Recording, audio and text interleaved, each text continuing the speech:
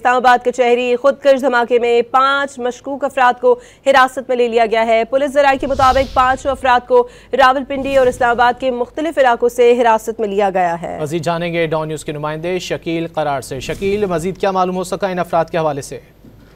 जी बिल्कुल, पुलिस ने इस बात की तस्दीक की है कि 48 घंटों में रावलपिंडी इस्लामाबाद के मुख्तलिफ मकामात से 5 मशकूक अफराद को हिरासत में लिया गया है, जिनके बारे में बताया जा रहा है कि ये इस्लामाबाद कचहरी के बाद खुदकुश हमला था, उस हमला आवर के ये सहूलतकार थे, उसके साथी थे।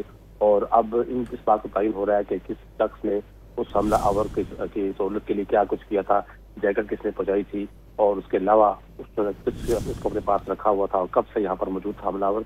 इस बारे में तफ्तीश का अमल शुरू हो चुका है और बताया जा रहा है कि अगले 24 घंटों के दौरान में अहम इंकशाफात हो सकेंगे और जो सहूलतकार 5 हिरासत हैं उनसे मजीद तफ्तीश की सूरत में मजीद गिरफ्तारियों का भी इम्कान ज़ाहिर किया जा रहा है।